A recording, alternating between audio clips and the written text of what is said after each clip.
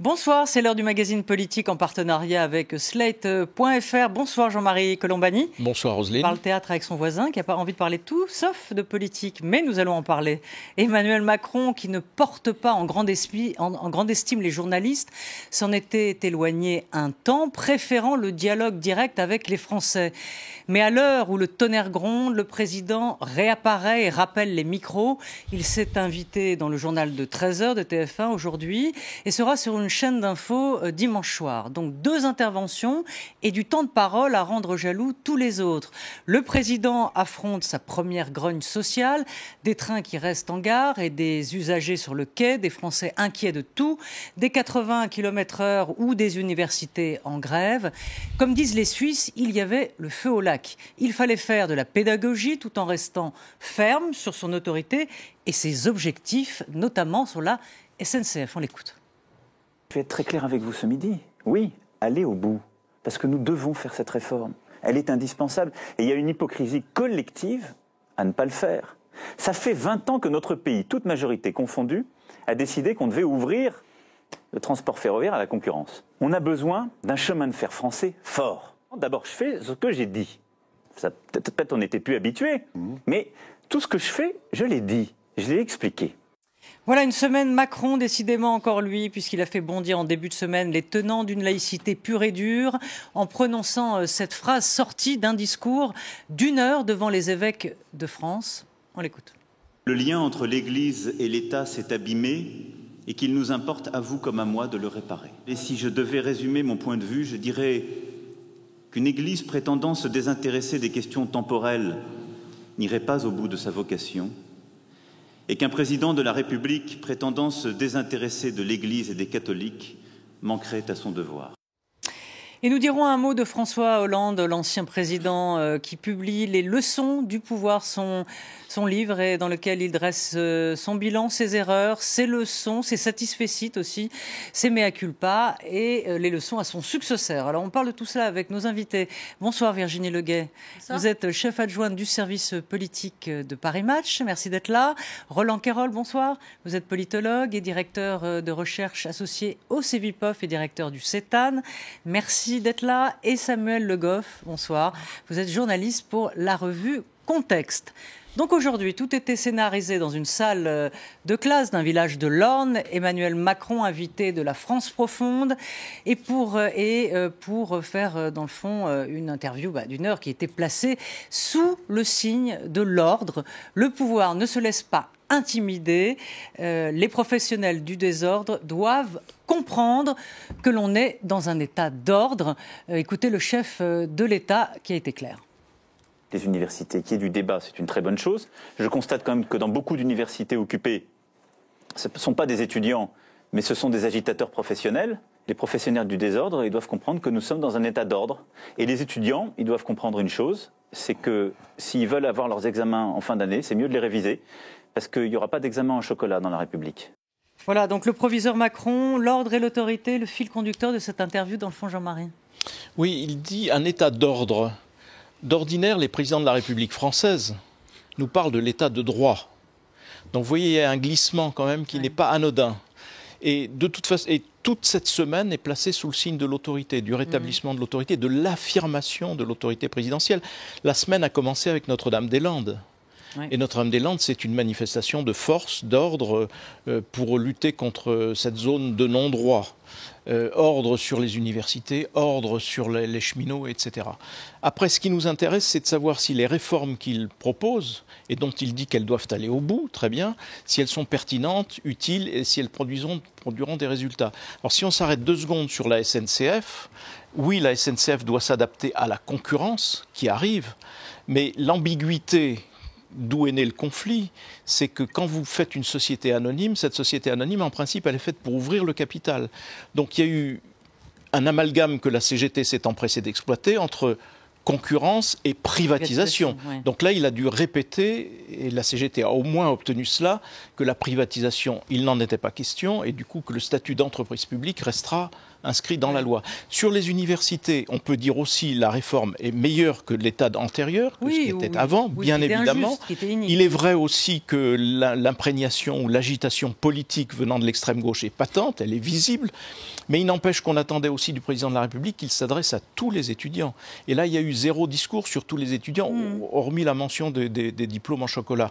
Et donc, oui, cette réforme est sans doute utile et pertinente, mais la manière dont il a, parce qu'il veut encore une fois faire prévaloir l'image d'autorité, l'homme d'ordre, et là, ça nous entraînera peut-être dans d'autres... Oui. On verra, mais ça nous entraînera peut-être dans d'autres... Virginie, vous êtes d'accord avec Jean-Marie, cette stature, et c'est vrai de passer de l'état de droit à l'état d'ordre, là encore, est-ce que c'est une forme de...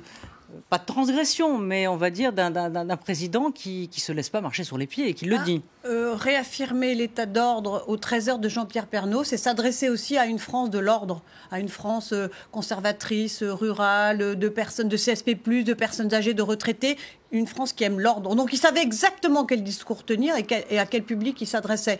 Je serais curieuse de voir comment son discours va évoluer dimanche, où il s'adressera à un public bien différent, qu'on pourrait presque dire la France qui aime la contestation, le désordre, un public beaucoup plus engagé, probablement beaucoup plus à gauche. Il oppose les deux, en fait. Hein. Le spectre électoral sera couvert. Donc là, il était dans sa zone de confort, il s'adressait à un public dont il connaissait à peu près les contours et dont il savait qu'il entendrait bien ce qu'il allait dire sur « je fais ce que je dis, la réforme est indispensable, il faut la faire, je demande des sacrifices ». Merci, parce qu'il a quand même utilisé souvent le mot merci. Il a aussi utilisé le mot « je n'ai pas de mépris », au moins à 3 reprises. Il a même parlé d'un mépris souverain qu'en aucun cas il n'avait. Enfin, il a pris des précautions que j'ai entendues peut-être presque pour la première fois, pour ne pas apparaître trop brutal, tout en maintenant sa volonté de continuer la réforme aussi vite que ce qu'il est en train de faire. Il a dit qu'il ne ralentirait pas le rythme. Donc c'était un discours calibré au millimètre près. On verra ce que ça va donner. Moi, j'attends la suite dimanche. La suite dimanche. Oui, c'est vrai, parce qu'il y aura une suite, j'imagine, sur l'évolution de la Syrie qui va continuer. On en dira un mot. Peut-être rentrer dans des sujets peut-être plus régaliens dimanche soir. Samuel Le Goff, vous l'avez trouvé comment, Emmanuel Macron ? Il a très bien réussi son opération de communication, puisque c'était quand même une opération de... Il s'adressait à un public, effectivement, il savait à qui il s'adressait. Ensuite, il a quand même été questionné par Jean-Pierre Pernaut de façon pas si complaisante que ça, puisque Jean-Pierre Pernaut l'a quand même amené sur des sujets qui pouvaient être difficiles pour lui, et on l'a vu à plusieurs reprises. Il y a eu un petit peu de flottement chez Emmanuel Macron, notamment sur les chiffres, notamment sur la limitation à 80 km/h. Il a quand même été obligé de dire que, explicitement, dans 2 ans, on arrête tout si ça ne marche pas. C'est une expérimentation. Il avait déjà dit que c'était une expérimentation de 2 ans. Mais là, il a clairement affirmé. Il a été quand même obligé de se dévoiler sur certaines choses avec des engagements pris à la télé aux 13h de Jean-Pierre Pernaut. C'est quand même un lieu symbolique important pour certaines couches de la population à qui il ne s'est pas beaucoup adressé jusqu'à maintenant. Donc là, il tente un peu de rattraper des choses. Bon, on sentait l'opération hyper bien préparée, un président qui est bon dans l'exercice, face à un journaliste qui, lui aussi, a bien fait le travail tel qu'on l'attendait, avec le format qui lui convient, les sujets sur lesquels il est habitué. Donc, j'ai pas appris grand-chose. Enfin, Jean-Pierre Pernaut aurait pu lui demander, quand Emmanuel Macron a dit « nous avons les preuves » à propos de la Syrie, il aurait pu demander lesquelles. J'ai pas trouvé qu'il était très offensif. C'est pas Jean-Pierre, c'est pas Bourdin. Alors, Roland Quérol, vous avez longtemps sondé les cœurs et les esprits des Français. Donc aujourd'hui, à votre avis, qu'est-ce que cette interview va laisser dans l'opinion ? Est-ce que ça aura servi à quelque chose ? Est-ce que c'était dans l'intérêt d'Emmanuel Macron de faire de la pédagogie, puisque on lui a reproché souvent de ne pas assez parler, de ne pas assez expliquer, et surtout de décider trop tout seul ? C'était évidemment dans son intérêt. Est-ce que ça changera quoi que ce soit à l'opinion ? On peut à l'avance dire non, puisque aucune émission de télévision n'a jamais changé réellement l'opinion des Français. Il faut beaucoup plus. Une émission de télévision ne fait pas le printemps. Il faut une série d'apparitions. La communication, c'est quelque chose qui se fait sur le long terme et pas comme ça par un coup de communication. TF1, je ne sais pas si nos spectateurs de France 24 sont habitués du journal télévisé de Jean-Pierre Pernaut sur TF1, mais ça n'a de journal télévisé que le nom. L'actualité y est expédiée rapidement, et c'est surtout un journal sur la vie quotidienne des Français, là où on fait les meilleurs pains baguettes, etc., etc. Donc voilà, on sait où on va. Quand on va là, c'est ce qu'on appelle, parfois avec un peu de mépris, la France profonde, la France âgée. Je l'ai dit tout à l'heure, mais ça n'avait pas de mépris. Mais bon. Oui, non, mais parfois, il n'y en a pas chez vous. Et donc, il a fait un topo long pour ces gens-là. Et il l'a fait avec un parfait ennui, mais ce sont des gens qui sont habitués à Vous êtes ennuyé, Roland? Je crois que tout le monde s'est ennuyé s'il n'était pas dans la cible. Et Macron ne s'est pas ennuyé. Macron avait un visible plaisir à s'écouter lui-même, au point qu'il n'arrivait jamais à terminer un paragraphe. Il a d'ailleurs pas terminé un très grand nombre de phrases, ce qui n'est pas dans son habitude. On sentait un acteur qui n'était pas dans son rôle habituel. Bon. Il s'est émerveillé. Par exemple, il nous a expliqué l'action politique qu'il menait en comparant avec la construction d'une maison. Vous savez, on dit aux enseignants du primaire, il faut toujours prendre des exemples, sans quoi les gosses ne comprennent pas. Et donc, il a eu le temps de parler des fondations, il a commencé à parler des murs, et malgré 2 interruptions de Jean-Pierre Pernaut, tout à coup audacieux, 2 interruptions, il n'a pas pu aller au bout. Donc, il n'y a pas de toit. Il avait l'air très content. Il n'y a pas de toit encore dans la maison. Il n'y a pas d'étage ni de toit. Donc, elle est dans l'état inachevé, la maison de Macron, ce qui est d'ailleurs la situation. Donc voilà, sur le plan de la forme, j'ai trouvé ça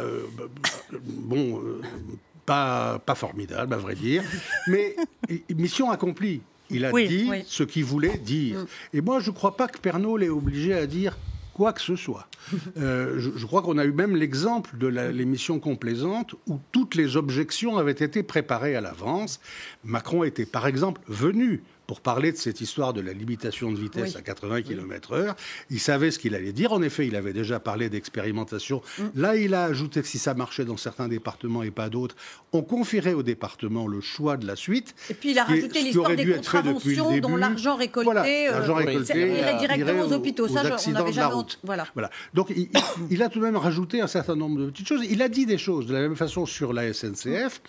Il a dit qu'il fallait aller jusqu'au bout, il a fait preuve de l'autorité, c'est un mot qui revient plusieurs fois dans son œuvre, l'autorité et l'autorité de l'État, qu'il entend bien incarner. Et donc, il le dit sur la SNCF, mais en même temps, comme disait un ancien syndicaliste, il leur donne du grain à moudre. L'explication du fait qu'il n'y aura pas seulement une reprise immédiate d'une partie de la dette, ce que nous avait dit le Premier ministre, mais qu'il y aurait probablement une reprise intégrale au fur et à mesure des années et de la mise en place du nouveau statut de l'entreprise. Ça veut dire qu'on va voir disparaître la dette. Ça, c'est une avancée. Le fait qu'il ait affirmé qu'il y aurait 10 millions d'euros donnés par l'État en investissement tous les jours. Pendant 10 ans. Pendant 10 ans. Enfin, dès le début, il liait l'effacement de la dette aux concessions que les syndicats pourraient faire dans la négo. Sur le statut de l'entreprise. Sur le statut de l'entreprise. C'est du donnant-donnant. Enfin, sur le statut un peu de l'entreprise. du donnant-donnant. Donc il y a un partage. C'est vrai. Voilà, on sent que c'est ce que j'ai dit, je le fais. Et je le ferai jusqu'au bout. Cela dit, sur la technique même, on peut visiblement discuter encore. Oui. Et on a l'impression qu'avec Édouard Philippe, ils se répartissent les tâches parfaitement. C'est-à-dire que Édouard Philippe n'a pas répondu à cette fameux remboursement de la dette par l'État la semaine dernière à France Inter. Et aujourd'hui, Emmanuel Macron, comme le dit Roland, a donné plus de détails tout de même. Donc à chaque fois, on a l'impression qu'en fonction des négociations, il y a des petits pas de fait. Et c'est Emmanuel Macron qui s'en charge. Disons Ça dépend des moments, en fait. Édouard Philippe a quand même eu une grosse période il y a quelques semaines. Par exemple, Notre-Dame-des-Landes, c'est lui qui était en première ligne sans que le président apparaisse. Il ne peut pas non plus être tout le temps au front. Il faut bien de temps en temps que le président prenne les relais, comme un peu dans les courses cyclistes où chacun a son moment. Puis il y a aussi une parole présidentielle qui doit arriver à un moment où c'est politique. Là, le Premier ministre, c'est des annonces qui peuvent être techniques. Là, on sent que ça peut se cristalliser, on sent que ça peut tanguer. Donc il faut que le président monte au front. Et d'ailleurs, il le fait dans la séquence et où on va pas beaucoup voir le Premier ministre, je pense, dans les 2 semaines. Et puis après, il reviendra peut-être pour accompagner, pour dire le président a annoncé, maintenant je vous donne les détails techniques, parce qu'on est quand même toujours dans la 5e République. Il y a un chef et un sous-chef. Virginie, on lui pose la question sur le fait que l'opinion, est-ce qu'il ne va pas se mettre l'opinion à dos avec cette grève de la SNCF? Et il répond que ce n'est pas l'objectif. L'opinion, ce n'est pas l'objectif. Alors, est-ce qu'il n'est pas un peu hypocrite? Parce qu'on sait pertinemment que c'est l'opinion là-dessus qui peut faire basculer d'un côté ou d'un autre. C'est-à-dire soit du côté des syndicalistes qui semble pas en prendre le chemin, soit du côté de la fermeté qu'affiche Emmanuel Macron. En tout cas, on peut imaginer que cette offensive médiatique, elle est destinée à l'opinion. Alors, je veux bien que ça ne soit pas un objectif, mais là, il s'exprime aux Français et donc à l'opinion publique. Bien évidemment. Donc, effectivement, il a raison de dire que ce n'est pas un objectif et qu'on ne gouverne pas en fonction des sondages, au doigt mouillé, les Français sont contents, sont pas contents, on freine ou on accélère. Il a raison de le dire parce qu'il a été clairement élu sur la réforme et il a raison, d'ailleurs, comme il l'a fait très souvent pendant l'émission, de reconnecter les Français qu'il avait peut-être un peu oubliés, on est presque un an après son élection, à son succès électoral. Il a bien été élu sur l'idée que le vieux monde devait disparaître, qu'il incarnait quelque chose de différent, qu'il tiendrait sa parole, c'est ce qu'il n'a cessé de répéter d'ailleurs aujourd'hui, et qu'il ferait ce qu'il avait annoncé. Et ça a vraiment été son mantra pendant 1 heure. Ouais. Et je pense que c'est un des points forts dans l'opinion publique, que les Français aient ou non voté pour lui, ils le créditent malgré tout de s'en tenir à ce qu'il a dit. Jean-Marie ? Oui, c'est son socle protecteur jusqu'à présent. Oui. Mais pour revenir à l'opinion, il faut se rappeler qu'il est entouré de jeunes personnes spécialistes de l'opinion et qui se targuent de mieux connaître l'opinion que les éditorialistes, que les sondeurs, etc. Parce qu'ils l'ont ausculté pendant la campagne d'une façon novatrice et originale, et parce qu'ils prétendent donc mieux la connaître. Et d'ailleurs, ce que vous avez décrit tout à l'heure de l'émission et du ciblage si particulier d'un certain nombre de publics à travers cette émission montre bien que les chiffres de mesure de l'opinion sont toujours là et sont constamment là. Donc il est évidemment, et c'est là qu'il est menacé d'ailleurs, sinon il n'aurait pas fait cette séquence de semaines dédiée à l'autorité, commençant par Notre-Dame-des-Landes, scandée par deux interventions télévisées. C'est bien qu'une partie de l'opinion l'avait abandonné d'ailleurs. On l'avait vu aux élections partielles, mais on voit aussi les retraités sur la CSG, l'image qui s'est installée de président des riches. On devrait d'ailleurs dire plutôt président des super riches que président des riches, parce que dans la réforme qu'il a instaurée de l'impôt sur la fortune, il exonère les gens qui ont une fortune leur patrimoine en capitaux, et en revanche, il continue à taxer les gens qui ont un patrimoine immobilier, c'est-à-dire les couches supérieures des classes moyennes. Donc, il aura du mal d'ailleurs à se défaire de cela, mais il avait besoin, justement, point par point, catégorie par catégorie presque, d'essayer de se réexpliquer. Roland, est-ce que vous pensez qu'il y en a eu beaucoup des présidents qui ont voulu faire des réformes? Certains y sont arrivés jusqu'à un certain point, d'autres ont calé avant. Vous avez le sentiment qu'il va y arriver, Macron, là-dessus, sur la SNCF? Je suis persuadé qu'il va y arriver, comme sur la plupart des réformes qu'il a engagées jusqu'à maintenant. Pourquoi lui réussirait? Parce que c'est une question de volonté ou c'est une question de timing? Pour les raisons que l'opinion lui fait encore crédit de suivre sa dynamique, et il dit on va voir, il fait ce qu'il nous a promis, on va voir ce que ça donne. 2, parce qu'il n'y a plus d'opposition politique, ce qui est quand même formidable. C'est arrivé à aucun président, ça. Ni sur sa droite, ni sur sa gauche. Il y a l'opposition de Sa Majesté. Il y a l'opposition de Sa Majesté, c'est-à-dire Jean-Luc Mélenchon. Oui, qui est désigné comme tel et flaté comme tel. C'est pour ça que je dis qu'il n'y a pas d'opposition. Voilà. Elle est flattée comme tel parce que justement elle est caricaturale et qu'elle ne le menace pas. Et puis 3, le mouvement social n'est pas un mouvement social. Il y a des poches de mécontentement, de grogne, de revendications, dont cette fameuse idée de la convergence des luttes qui vient de l'extrême gauche, qui est maintenant reprise par la CGT, ne marche évidemment pas. Et il y a de toute façon une division syndicale qui va finir par apparaître, même à la SNCF. L'UNSA et la CFDT ne sont pas sur la ligne de la CGT. Et ça finira qui elle-même est radicalisée par Sudrail, non? Oui, et qui a un congrès à préparer dans lequel M. Martinez veut apparaître comme justement ne cédant rien. Donc voilà, il va y avoir évidemment un progrès dans les négociations. Ça ne durera pas sans doute les 3 mois annoncés, et il faudra bien en sortir. Donc je crois qu'en effet, il va terminer ces réformes. Le problème sera ensuite de savoir si ces réformes ont vraiment, comme il l'a annoncé, transformé le pays. Voilà, c'est toute la question. Pour le moment, ce sont des réformes utiles. Qu'on soit de gauche ou de droite, ce sont des réformes modernisatrices de la société et de l'État. Ce sont des réformes qui vont améliorer le fonctionnement de l'État et de la société. Est-ce qu'ils vont la transformer?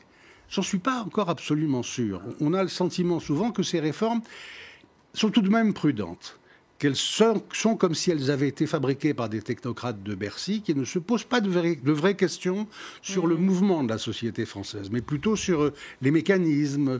Et ne changer que cela, ça risque à un moment de nous laisser un peu sur notre faim. Il nous avait promis un allant de mouvement et de changement pendant sa campagne qu'on ne sent pas encore vraiment. Oui, j'adhère totalement à tout ce que dit notre ami Roland. Absolument. Simplement, juste 2 petits amendements. Sur l'opinion, pour moi, je pense que Mais il n'y a plus d'amendement au Parlement. Oui, c'est vrai, c'est supprimé. Il y a des ordonnances maintenant. Sur la SNCF, je pense qu'en effet, il peut être que vainqueur tant que l'opinion est persuadée que la SNCF n'est pas menacée. Dans l'esprit des Français, le service public ferroviaire est un acquis auquel on ne doit pas toucher. Le service public ferroviaire, donc le fait qu'à la télévision, ils viennent pour réaffirmer le caractère public et le caractère non privatisable de la SNCF, c'est la garantie, et en même temps, c'est la garantie que l'opinion ne suivra pas les grévistes, en principe. Sauf si vraiment l'emmerdement devient insupportable. Ça, c'est un point très important parce que je pense que c'est là que ça se passe et c'est là qu'il peut gagner. D'accord. Ouais. Oui, c'est tout. C'est pas de deuxième amendement. Non, il y en avait un deuxième, mais ça viendra plus tard. Oui, il a quand même donné un certain nombre d'éclaircissements sur la SNCF qui sont fondamentaux. Effectivement, il a parlé du grand service public ferroviaire et il l'a répété à plusieurs reprises. Il a dit que la SNCF continuerait à avoir des capitaux 100% publics. C'est très important ça, parce que effectivement, le symbole est totalement protégé et ça évite tout le contre-discours. Ça coupe à tout le contre-discours qu'on entendait en ce moment.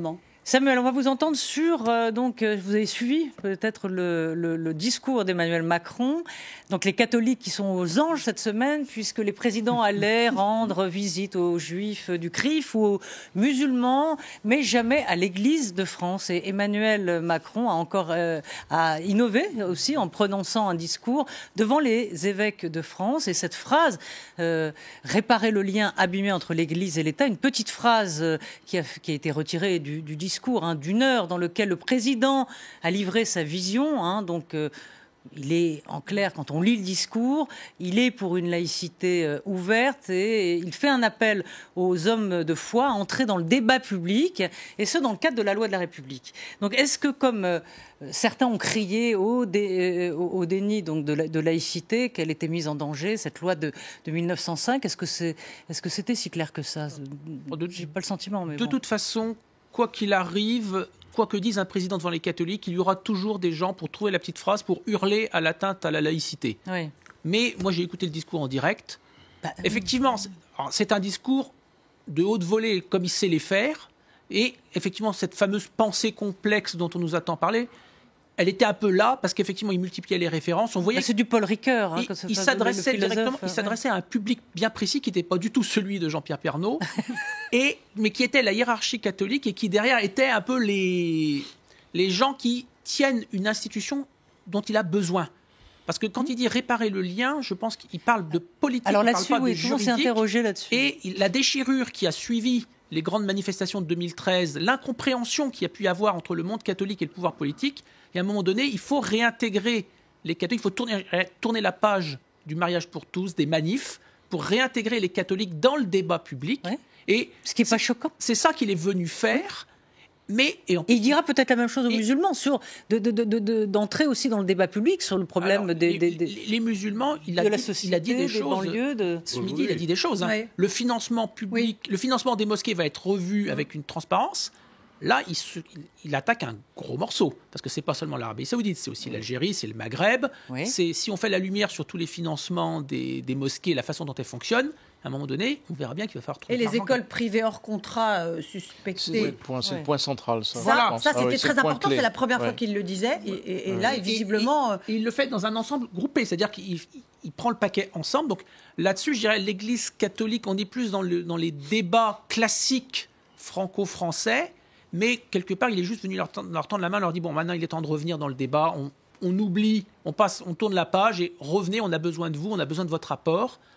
Voilà, je pense qu'il n'y a pas plus à aller chercher dans ce débat, il ne touchera pas à la loi de 1905. Non, moi ce que j'observe, c'est que il y a eu, quand il dit je vais réparer, quelque part aussi, il crée un nouveau clivage. Quand je regarde, par exemple, la réaction du Grand Orient de France ou d'autres instances attachées à la laïcité, elles sont des réactions radicales de la part de gens qui soutenaient Emmanuel Macron et qui pensent qu'en effet, il y a un accroc à la laïcité parce qu'il s'est, au fond, mis un parmi d'autres dans l'Assemblée des évêques. Il ne s'est pas vraiment placé au-dessus. Oui. Et donc là, il y a une discussion possible. Par ailleurs, quand il dit « je vais réparer le lien », ce qu'un certain nombre de gens disent, c'est que le lien, là où il a été cassé, et à juste titre, c'est la loi de 1905. Donc certains disent, mais il va réparer quel lien ? Vous voyez ? Alors qu'en fait, je pense que dans l'esprit d'Emmanuel Macron, il fait directement allusion au mariage pour tous. Ce en quoi je pense qu'il se coupe. Il s'était déjà coupé par l'absence de mesures sociales, par exemple la taxation de la CSG, etc., d'une partie de son électorat de premier tour, qui est un électorat de gauche. Bon. Eh bien là, il va aggraver ce clivage, il va s'en séparer davantage encore, parce que là, vous voyez, en plus, on a le sentiment qu'il remet en question quelque chose qui est maintenant chose qui ne pose plus de problème dans la société française, ou qui a réglé un problème. Et donc là, je pense qu'il a pris délibérément un risque qui est probablement le fruit de sa propre éducation. Il ne faut jamais oublier que c'est un élève des Jésuites. Et donc, il a presque parlé, si vous voulez, comme un fils de l'Église dans ce discours-là. Même si sur le fond, son discours est très, très passionnant, très intéressant. Par ailleurs, il n'est pas le seul président à traiter. Tous les présidents ont traité avec l'Église, que ce soit François Mitterrand dans son dialogue permanent avec Monseigneur Lustiger, que ce soit François Hollande avec Monseigneur Vallefroy sur la loi sur le mariage, que ce soit Nicolas Sarkozy, rappelez-vous le discours à Saint-Jean de Latran. Je veux dire, il y a eu des épisodes quand même haut en couleur mais ce qui lui est reproché, c'est ce mot réparation. Réparation, est-ce qu'il veut réparer le lien brisé en 1905, c'est la loi de laïcité, ou est-ce qu'il veut revenir ou faire, si vous voulez, presque, puisqu'on a beaucoup reproché la repentance, il s'était presque mis en position de repentance de l'État par rapport à une loi qui est la loi sur le mariage pour tous. C'est là qu'il y a une gêne, et c'est là que ça a provoqué, c'est comme ça que je les lis en tout cas, les réactions ici et là, pas seulement d'un Manuel Valls, mais encore une fois d'un Grand Orient ou d'autres personnalités qui incarnent une laïcité plus, j'allais dire, plus pure et dure. Roland, et après Virginie, peut-être, mais est-ce que on peut imaginer aussi que Emmanuel Macron ait aussi, au fond de lui-même, une idée d'un lien très, très fort entre le politique et le spirituel? Écoutez, oui, évidemment, il nous l'a dit 100 fois, il nous l'a écrit très souvent, notamment dans la revue Esprit, il y a des années de ça. Moi, je crois que du point de vue de quelqu'un qui ne croit pas, moi je suis de ceux qui ne croient ni à Dieu ni à diable, je dois l'avouer, ce discours n'entache en rien les grands principes de la laïcité de la République. D'ailleurs, il reconnaît très fortement dans ce discours aussi la place de ceux qui ne croient pas dans le débat temporel et spirituel. Donc je crois qu'il n'y a pas de coup de canif dans la laïcité, comme le disent un certain nombre de laïcistes, ceux qu'on appelait avant les laïcards. Je ne le crois pas. Il y a le problème que vient de soulever Jean-Marie de ce lien abîmé qu'il entend réparer. Donc il est évident qu'il s'agit du mariage pour tous. Il ne peut pas revenir là-dessus. Non. Bon, donc pourquoi parler de ça? Seulement pour s'excuser pour son prédécesseur? Non, ça ne suffit pas. Le problème est de savoir si aujourd'hui, dans la gestion des affaires qui sont devant nous par rapport à l'Église catholique, il peut y avoir du coup des contreparties. Or, de quoi s'agit-il? Il y a un débat qui est engagé dans la société française, qui a lieu tous les jours, tous les soirs, sur la fin de vie et sur la PMA. Or, il y a des engagements de campagne d'Emmanuel Macron sur ces sujets. Est-ce qu'il est prêt à bouger, et notamment sur la PMA, parce que l'Église catholique voudrait que le lien soit réparé? Ça me paraît un tout petit peu le danger de l'affaire. Quand on veut réparer un lien qui est abîmé, les gens en face vous disent justement, on est en train de discuter, et vous savez que les catholiques pratiquants viennent en très grand nombre à ces débats. Ils sont les plus nombreux parce qu'ils ont des textes préparés, ils viennent les dire, etc. Il y a vraiment une pression qui s'exerce là. Il y a eu aussi le problème de l'immigration et l'asile. C'est la première fois que nous avons un grand texte sur l'immigration et l'asile sur lesquels les évêques de France restent muets.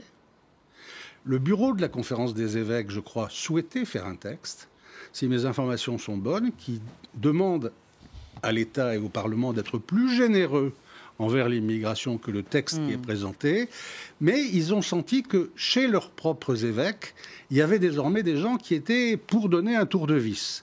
Donc là, il se trouve qu'ils ont déjà eux-mêmes fait un pas, sans forcément le vouloir.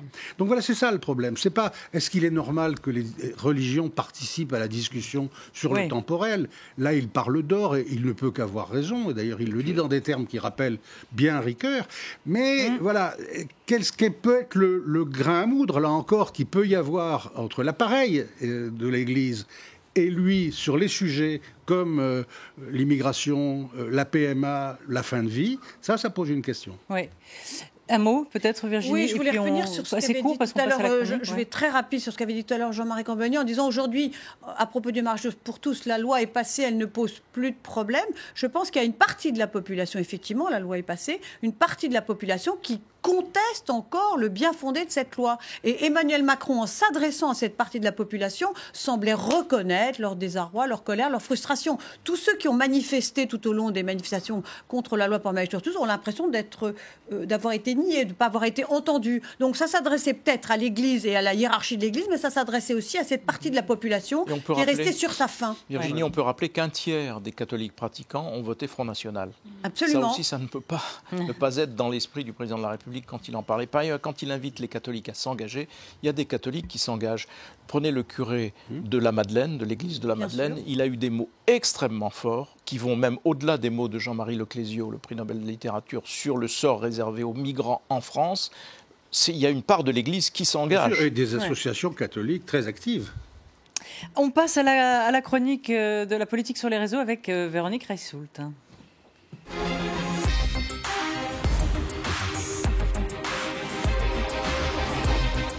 Bonjour. Bonsoir. Bonsoir Véronique. Vous allez bien ? Voilà. On attend avec impatience les petits émojis. Mais oui, mais je sais que vous les adorez. Il les adore. C'est votre truc. Alors, on va parler, on voulait en parler là, mais on n'a pas eu le temps, mais des zadistes. Donc oui. Vous allez nous dire ce qui se raconte sur le web. Mais déjà, sachez qu'on en parle pas mal quand même, parce que 235 000 messages cette semaine sur Notre-Dame-des-Landes, c'est un vrai sujet, plutôt négatif, à 16%. Globalement, on va dire que les internautes ne sont pas forcément tout à fait derrière les zadistes. On va dire que pour eux, il y a plus une incompréhension de la situation qu'autre chose, puisque globalement, puisqu'il n'y a plus d'aéroport, ils n'ont plus de raison de rester. Donc, si on regarde les fameux émojis que Jean-Marie voulait absolument avoir, voilà, vous avez vos émojis. Et ils disent, voyez l'esperlote qui dit en vert c'est fait, donne, mais c'est fait, voilà, l'aéroport n'aura pas lieu, donc c'est fait, c'est pas la peine de nous embêter. Vous voyez qu'il y a des petits bonhommes plutôt en colère qui disent mais pourquoi, ou qui lèvent les yeux au ciel en disant mais qu'est-ce que c'est que cette situation, et le drapeau de la France qui dit bon maintenant il est temps d'agir, donc voilà.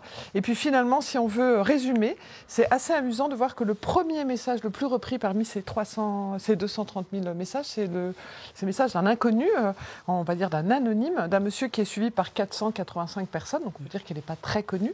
Alors je ne sais pas si on voit bien à l'écran, mais en gros, il dit pourquoi vous êtes là ? Pour empêcher l'aéroport. Non, mais il ne se fera pas. Pourquoi vous restez ? Pour la biodiversité et l'écologie. Ok, pourquoi vous cramez les bagnoles ? Alors, on est chez nous. Les terrains ne vous appartiennent pas. Pourquoi vous restez facho ? Voilà. Et ça résume assez bien ce qu'on pouvait dire sur les réseaux sociaux. Alors, les étudiants aussi. Alors là, les étudiants... ils sont dans une logique aussi de combat. Et dans une logique de combat, et c'est intéressant parce qu'il y a beaucoup plus de messages. 410 000 messages, alors forcément, 410 000 messages, pourquoi ? Parce qu'il y a beaucoup d'étudiants, c'est le lieu où ils s'expriment, c'est le lieu finalement où ils s'organisent en ligne. Et donc quand on regarde ce qui se dit, là aussi, c'est assez révélateur, parce que les mots les plus utilisés dans tous ces messages, avec 53 900 auteurs uniques aussi, je vous l'ai remis, parce que ça veut dire qu'il y a beaucoup de gens qui s'expriment. Alors ils s'expriment beaucoup, mais ils sont quand même très nombreux à s'exprimer. Et en fait, on voit, les mots sont assez clairs. Vous avez sélection injuste et Parcoursup qui ressort en premier. Et finalement, c'est ce qui est dénoncé, mais autant en négatif qu'en positif. Et si on pouvait résumer, c'est pourquoi dire que c'est une sélection quand c'est un parcours personnalisé et que ça empêche le tirage au sort. C'est globalement ce que les uns et les autres disent face à ce mouvement. Le troisième élément, c'est examen, une préoccupation forte qui explique pourquoi il y a autant de messages, c'est que les étudiants s'inquiètent. Est-ce que les examens vont pouvoir se dérouler? Est-ce que notre année va être validée? Et puis en quatrième arrive Notre-Dame-des-Landes. Essence de la lutte. Alors Notre-Dame-des-Landes, parce qu'il y a une énorme comparaison entre les deux mouvements. Le fait que finalement il y a un petit nombre d'activistes qui bloquent une situation pour beaucoup de gens est pas mal comparé. Et puis le sens de la lutte, pourquoi cette lutte? Que veulent-ils? C'est quoi l'idée? Donc globalement, on en parle beaucoup d'étudiants, mais pas forcément en bien. Ou en tout cas, c'est pas tant que ce soit critiqué, mais on comprend pas bien ce qu'ils veulent. On jette un œil quand même. Vous avez jeté un œil, j'imagine, sur l'interview. J'ai pas le temps de vous faire des infographies. Mais sur Macron, j'ai regardé, est-ce qu'on en a beaucoup parlé pendant l'émission? Mais écoutez, 68 000 messages, donc on peut dire qu'on a pas mal parlé, par 7 000 personnes, donc c'est en gros 9 messages par personne. Alors pendant l'émission, c'est surtout Emmanuel Macron et ses outils qui ont parlé, et c'est surtout TF1. C'est pas tant les gens. Après l'émission, là, c'est un peu plus d'anonymes. C'est pas forcément toujours positif. Et quand j'ai regardé les principaux commentaires, beaucoup de commentaires sur l'infantilisation et le fait que la classe donnait le ton, mais beaucoup d'infantilisation. Ils ont tous écouté. Voilà. La maison sans toit. Le fait qu'il n'y ait pas de remise en question, pas d'aménagement, pas de renoncement, ça c'est pas mal commenté aussi. C'est la deuxième catégorie de messages. Troisième catégorie, une remise en perspective et plus de proximité, donc assez positif et plutôt bien jugé sur le fait que il a pris ce temps. Et pas mal de messages aussi autour du service national qui pourtant a été très rapidement évoqué, mais c'est pas mal repris.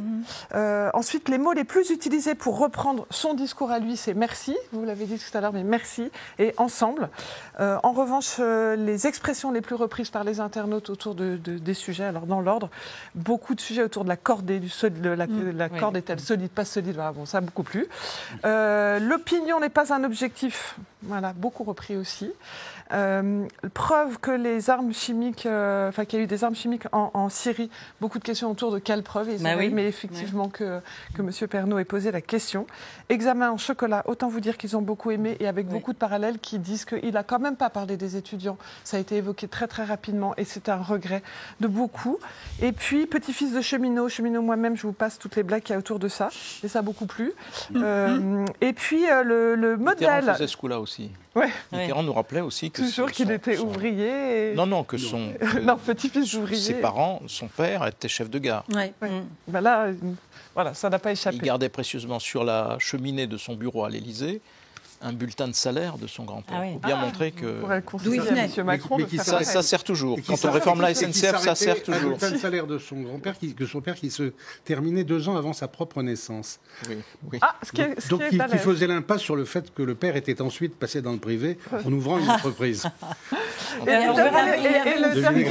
avait une feuille de salaire bien plus conséquente. Non, c'était pour vous dire que le nouveau monde ressemble au monde d'avant par certains côtés. Et alors, pour faire le dernier point, c'est sur le modèle du service public qui a été cité par M. Macron, justement sur l'ancien monde, c'est la Poste. Et là, je peux vous dire que les internautes en ont pris beaucoup. En disant si c'est ça le service public, c'est ça les fermetures de... Enfin bref, ça a lancé un long débat. Bon, voilà, merci Véronique. On n'aura pas dit un mot de François Hollande, mais tant pis. Ni de la Syrie. On en parlera la semaine prochaine. Et de la Syrie, on en parlera la semaine prochaine, puisque ça devrait peut-être se passer des choses. Il en reparlera probablement dimanche. Voilà. Sûrement. Quasiment certain, Donc merci à tous et à la semaine prochaine. Donc, et merci à Charlotte Tomaca d'avoir préparé cette émission et à l'équipe technique pour l'avoir réalisée. Merci, à très vite.